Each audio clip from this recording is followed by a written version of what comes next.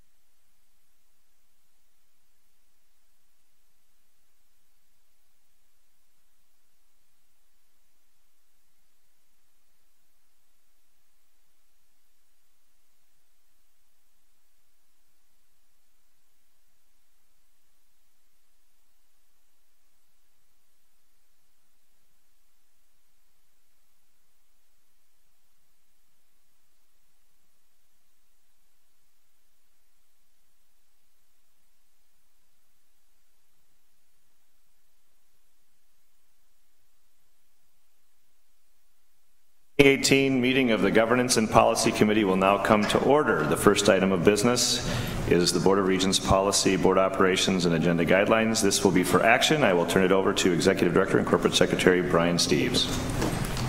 Thank you, Mr. Chair. This policy being up for action today marks the culmination of over a year of work by this committee to methodically, comprehensively review this policy and make updates. There are a number of updates that are included, such as the addition of the system-wide strategic plan as a fundamental planning document, the inclusion of the progress card as a required element of that. The new committee structure is codified in this policy, and there is a change that without objection, items that are up for review can be moved to review action. And there's also some changes to the emergency, now rebranded urgent approval process. Those are the changes that were reviewed last time. There are two changes that I'll call your attention to that occurred since your last meeting. The first is that the notification when there is an urgent approval was changed from 5 days to upon approval. So as soon as an urgent approval happens, the board office will notify the rest of the board. And then the second is that in Section 7, Subdivision 2, which outlines compensation setting principles related to the President, the language has been updated to read in the first bullet point, the compensation plan shall reflect the public purpose of the university and support the organization's mission. And the reflect the public purpose of the university is the new language in that section. So those are the two changes that have been made since you last reviewed it. Otherwise, it is as you saw it last time. Thank you, Mr. Steeves. And we will now open the floor for discussion on the proposed changes to the board operations and agenda guidelines. Off to a roaring start here this morning. Regent Johnson. Thank you, Mr. Chair. Mr. Steeves, just clarification, and I'm trying to find it. Did you indicate that review and action could take place except if there was an objection from a regent, and if the objection was just registered, then it would be delayed until the next scheduled meeting? Is that how it's? And I did read it earlier, but I can't find it now. Can you clarify that, please? Mr. Chair, Mr. Steeves. Regent Johnson.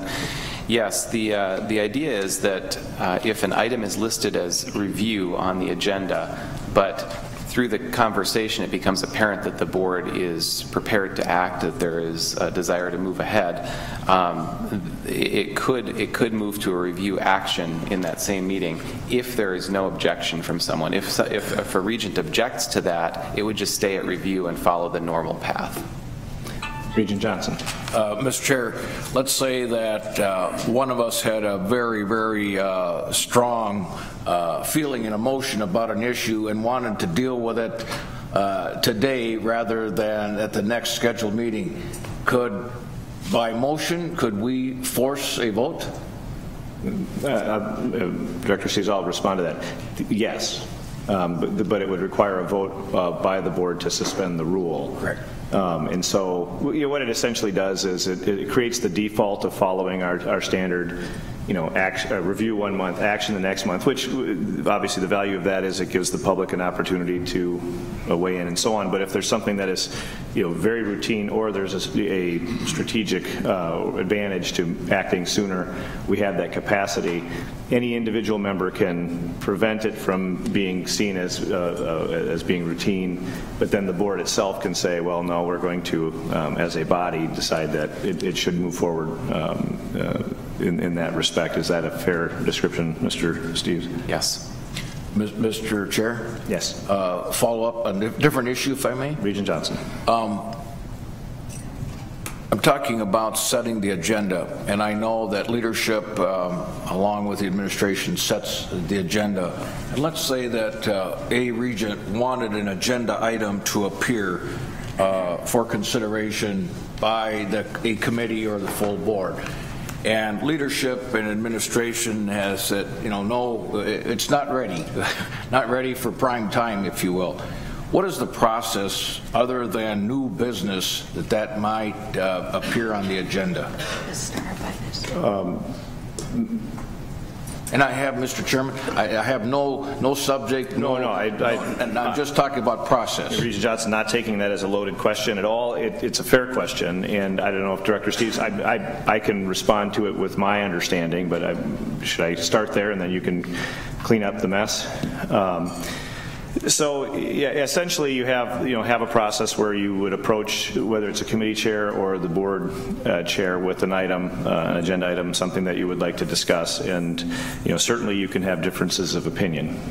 Where certainly Regent, we'll say Johansson, to use a hypothetical, said I think this is ready, but the chair McGillicuddy doesn't want to bring it forward.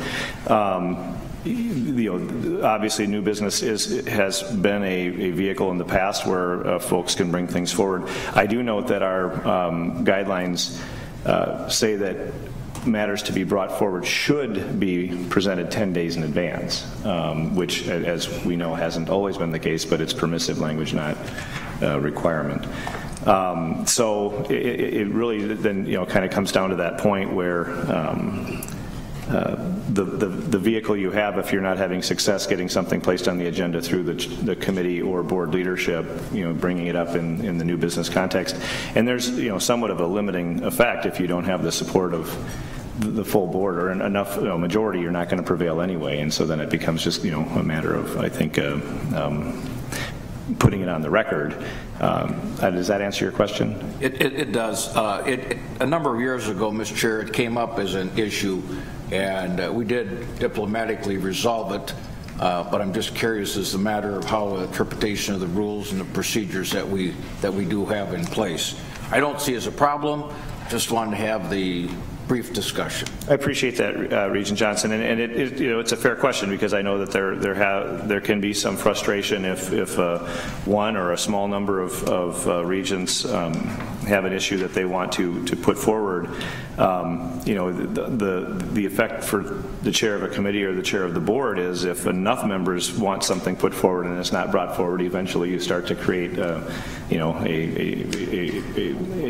discord between the board leadership and the full board. I don't think we've seen anything of that nature. I don't think that's what you're suggesting. But so it's an informal series of checks and balances through a formal voting process. Thank you. Anyone else? Any other discussion, comments, or questions regarding the first item? All right, hearing none, we'll move to a vote. All those in favor of the, I'm sorry, my motion. Oh, I'm sorry, yeah, I'm way ahead of myself. Was there a motion? So moved. Second. And it's been moved and seconded to approve the Board of Regents policy, board operations, and agenda guidelines changes. All those in favor signify by saying aye. Aye. Opposed, nay. Motion carries. Second item on our agenda is the 2018 Board Policy Report. Director Steves. Mr. Chair, members of the committee, the Board of Regents policy, board policy development defines the review process that takes place to consider changes to board policies and also requires an annual report to the board. And so this is the annual report on policy work that has been accomplished this year. In the report, you'll note that it's broken into various sections. The first section shows that there were 13 policies this past year that were comprehensively reviewed, but no recommendations for changes were made. And then, in addition to that, there were 5 policies that came before the board and were amended by the board this past year. There are 3 policies pending action, including the one that you just took action on. There are 2 others that went through the Mission Fulfillment Committee yesterday, so presumably later today, those would be added to the 5. So there would be 8 policies that were amended by the board by the end of the year. There's one that is still pending action by the board. And then finally, there were 4 policies that the review is continuing, so they're going to be held over till the next work plan. The second part of the policy report is the work plan for this coming year. As you may recall, the board's 91 policies are broken into 6 classes, and those classes then are reviewed comprehensively once, each class is reviewed on a rotating basis, and so once every 6 years a policy comes up for comprehensive review. And so the work plan consists of the 15 policies that are in the class for review in 2018-19, plus the 4 carryover policies from this last year. So there are 19 policies on the work plan. And I'd be happy to answer any questions. Are there any questions, comments from the committee with respect to the presentation of the review of board policy committee routing? I think this is, it's been an effective process that Director Steves has put in place.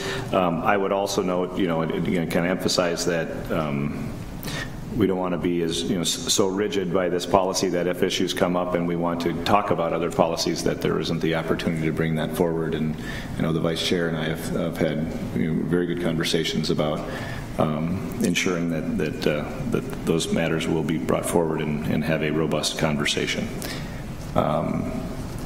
Following the precedent set by Regent Anderson yesterday, we're not going to prevent any conversation. I think we can get through this agenda pretty quickly. So seeing no questions, we'll move on to the next item.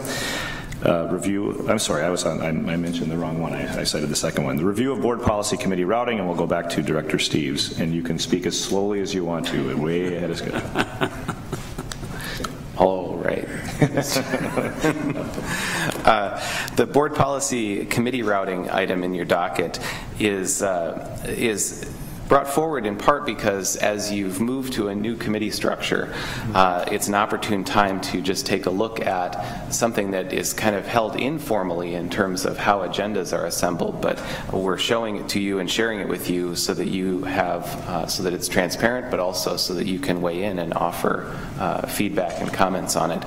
But each of the board's policies are divided up based on subject matter and aligned with one of the board's committees. And so the report that you have in your docket is showing how those policies by default, or kind of the initial agenda would be assembled. It doesn't mean that the board can't change that, or the board chair can't refer it to a different committee, but this is how we would start an agenda based on subject matter.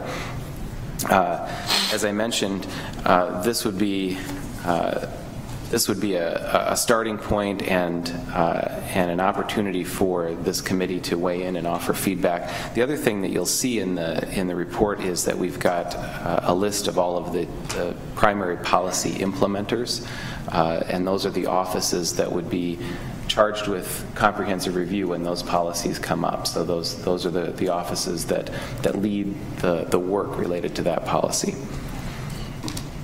So I just offer it as something to review and discuss, and certainly can be an open item beyond today's meeting. All right, thank you, Director Steves. Regent Anderson. Okay, thank you, Chair Rocha. Just a question. We've got all these policies here, and I look at them and I see them. If we made a decision today at the board level, who is making the decision that the decision the Regents made is fitting in with one of these policies? I mean, so we don't make a decision that's outside the policy. Is that Director Steve's thought process, or is that belong to the Office of the General Counsel? Or, you know, theoretically, we could make a decision, because I don't have these policies memorized. We can make a decision that is outside the scope of a policy. I guess I'm asking what limits do we have to do that, or is it permissible? Do you understand the question? I mean, yeah, okay. Regent Anderson, I think the question's pretty clear.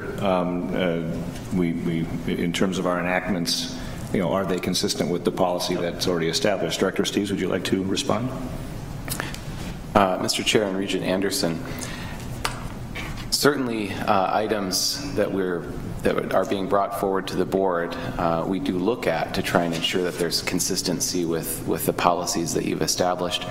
But therein is part of the answer, and that is that these are policies that the board has established, and they're only binding on the board. So if the board decides to do something that is contrary to its own policy, there is no penalty. The only thing that would be an issue is if you're doing something contrary to law. That would be a challenge. But if you're doing something and there's a majority of the board that wishes to do it, and it's inconsistent with an element in a policy, that is the board's prerogative. Okay, Regent Anderson, follow up. No, I understand that. I just would there be? I guess here's a follow up, Chair Rocha. Would there potentially be, if somebody from the board office would say, "Wow, what they're proposing is kind of against their policies. We need to bring that up to them and let them know that they're voting against something that's not against their policies"? Regent Anderson, my sense is that if there is something that is clearly contrary to policy, that the board office, general counsel, really anybody could suggest that that we're in violation, and then ultimately it becomes the board's discretion as to whether the board agrees that it's outside of policy. So, but it's a very fair question. My thought process, and I guess quotable, in the course of human events, some of these policies might change over time. Correct? Yeah, absolutely. Regent Beeson. Thank you, Mr. Chair. It's a good question. It's pretty rare that we make exceptions to policies, but when we do, we should know about them. And we could say, we could put in section, any policy exceptions get noted by staff, but it is unusual, I think, because they are fairly general. Correct. I think that's an accurate description. Further questions or comments on the committee routing? The one comment, and I think it was a good conversation with the committee vice chair, that we look at right now. Obviously, we've got two committees that have had some really significant agendas where we're meeting for two plus hours, and when we do have the question about matters of policy change that are in front of those committees as per the current routing, and we discussed the fact that to perhaps create balance and maybe even just some humanity in the length of the committee meetings, that if there's an actual change in a policy being proposed, that it would then be referred, as opposed to having that conversation at one of the other committees, that it would be referred to governance and policy just for a balancing of the workload. I don't know that there was a specific element that needed response in that regard at this point, but just something to bear in mind from a standpoint of balancing the work between the various committees. No further questions or comments. We'll move on to the next item, and this is the overview of bylaws of the Board of Regents. Director Steves. Mr. Chair, members of the board, The bylaws of the Board of Regents were first adopted in December of 1889 and were last amended in July of 2001. To my knowledge, there has not been a comprehensive review of the bylaws since 2001, and so clearly they are not on the six-year schedule.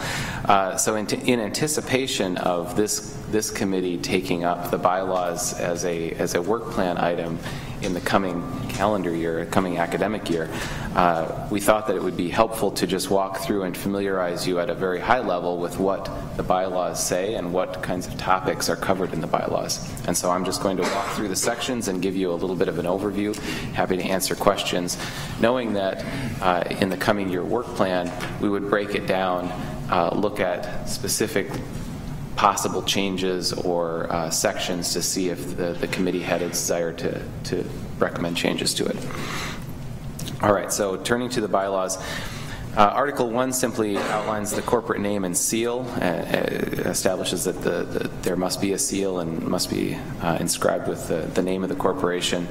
Article 2 ties to the university charter. It establishes the authority and responsibility of the board, but that article, like I said, ties directly to the charter, which is the source of the university's authority.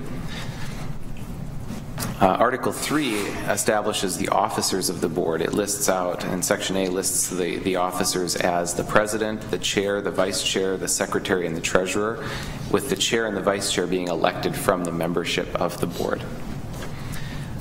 Section B outlines the term of office, except for the president, who does not have a fixed term. The other officers have 2-year terms.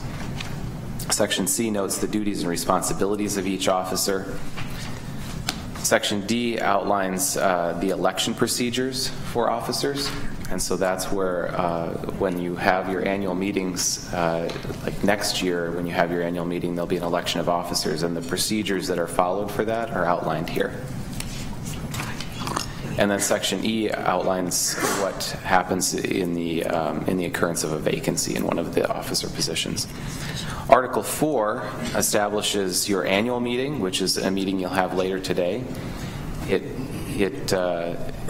lists out when regular meetings or how regular meetings are established and the order of business. So when we, for instance, there have been questions in the past about why do we have new business as a standing agenda item? Because your bylaws require new business to be a standing agenda item. That's the reason, and has since the 1800s. Section C, special meetings are outlined, and this is maybe relevant to the conversation or the question that came up previously. Special meetings can be called by the chair, but also can be called at the request of any 5 members of the board, and that would require the chair to call a meeting. So if there are 5 members who wish to have a meeting about a particular topic, they can actually require the chair to call a meeting for that purpose. Article 5 lists the committees of the board, or lists the types of committees that the board has, I should say. It lists standing committees, nominating committee, and special committees. As you know, in board operations and agenda guidelines, it complements this by actually then naming the various committees that you have and establishing the work that they undertake. Article 6 discusses the rules of procedure for meetings. So that's where it establishes Robert's Rules of Order, for instance, as the rules that you'll follow. So I know that Regent Swigum and Regent Johnson will try and amend that to be Masons. Is that right?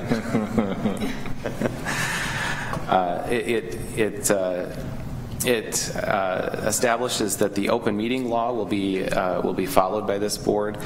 It outlines quorum, how questions are voted before the board, how business is conducted before the board, and the protocol for meetings. It also touches on minutes and has some requirements related to telephone meetings, and so there's a bunch in there that would be areas to review and consider more thoroughly.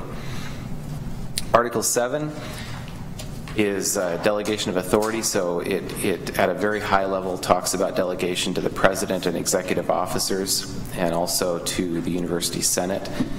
those are more clearly then outlined and detailed in your reservation and delegation of authority policy. So in many cases, you'll see that the bylaws and your policies work in tandem with one another.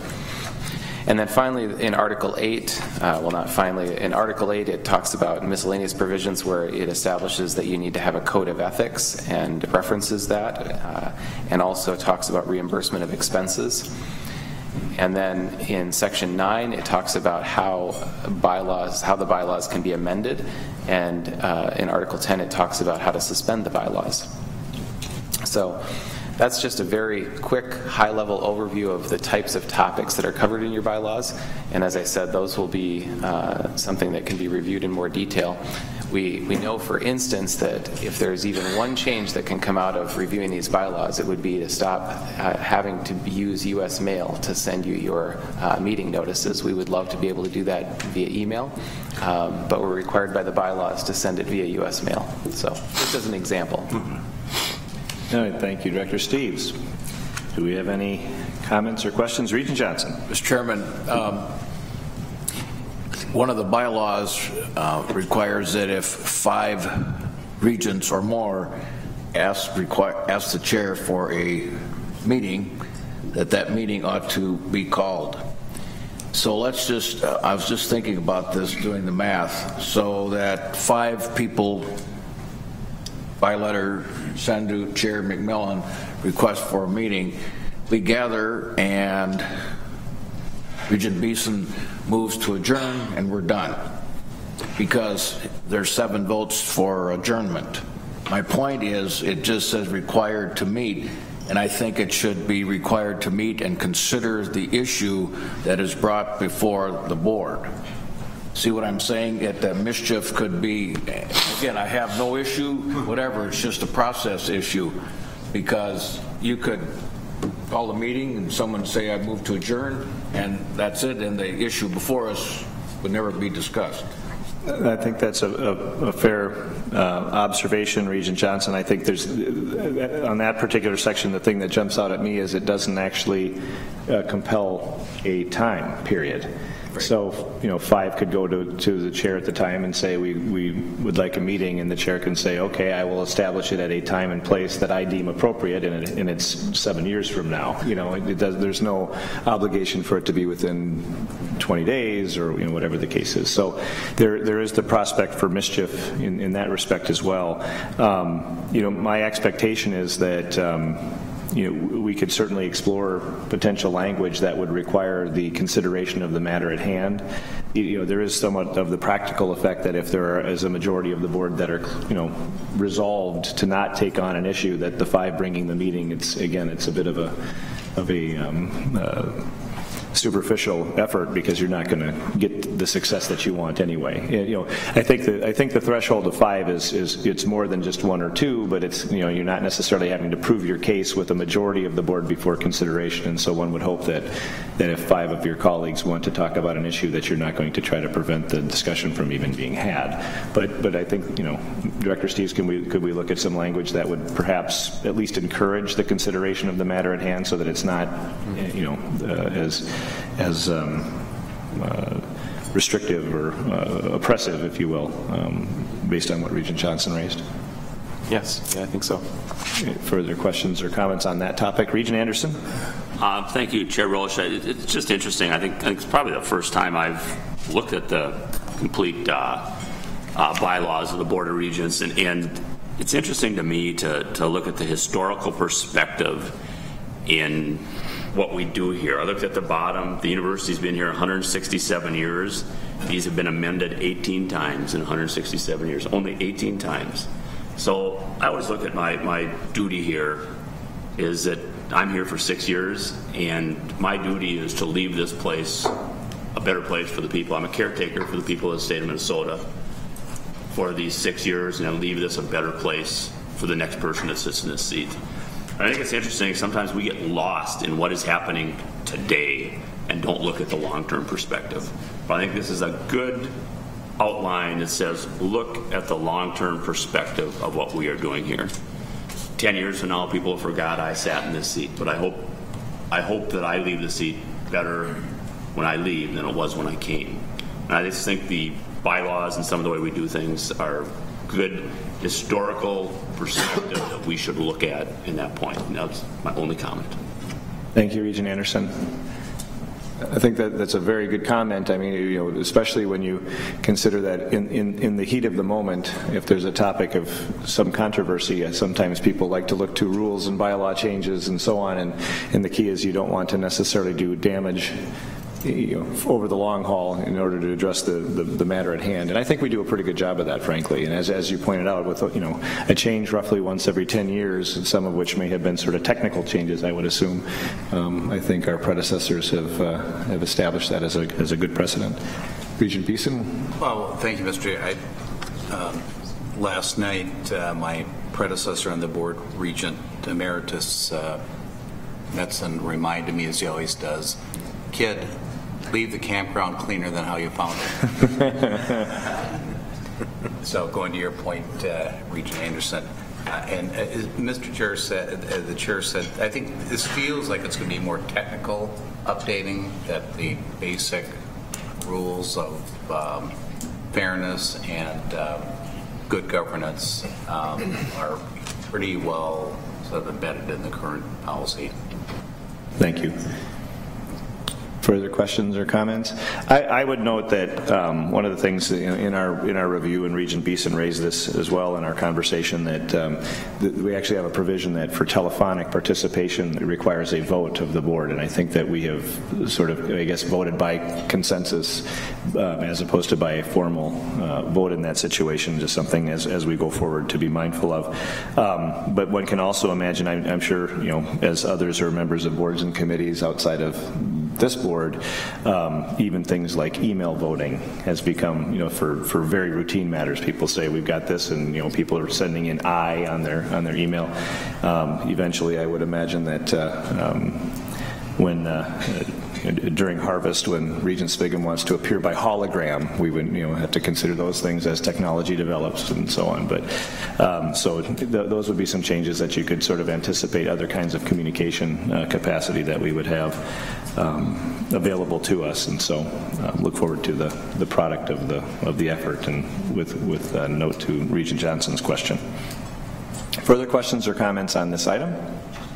If not, we will move forward to item number 5, information items. Director Steves. Mr. Chair, members of the committee, I'll just note that in information items, this is something that's been piloted in this committee, and that I think will likely expand in the next work plan to all committees, which is, as a policy moves through the comprehensive review process, and if it comes back from the chief policy implementer that there are no changes being recommended, it's reported back in an information item to the full board, so that you have an opportunity, to the full committee, so that you have an opportunity to weigh in and see it and say, wait a second, I actually do have some changes I want to consider, or we should talk about that policy a little bit more. Otherwise, it goes back into the queue and waits another 6 years. So in that vein, what you have in your information items is Board of Regents policy legal review of contracts and transactions, and there are no changes being recommended to that policy. It went through comprehensive review, and there are no changes being recommended. Thank you. Questions or comments from members of the board? I would just point out that the level of efficiency we've just established with this committee should be something all chairs can aspire to. Regent McMillan, before we gavel the meeting out, we've gained quite a bit of time. Would you like to set a time to convene the board meeting, or are we compelled to stay with the time on the agenda? Mr. Chair, our one-time constraint is that we have Justice Thiessen arriving to do the oath of office for Regent Simonson, and so it will be a little bit contingent on when he arrives. We can start. Regent McMillan. Thank you, Regent Rocha, for that thoughtful consideration. We always need all the time we can get. I assume we could start the meeting 15 minutes from now, which is consistent with our policy, and then when the Honorable Paul Thiessen arrives, we will suspend the meeting, do the inauguration, and then restart. Thank you. Thank you. All right. Is there a motion to adjourn? So moved. All in favor? Aye. You're adjourned. See you in 15 minutes.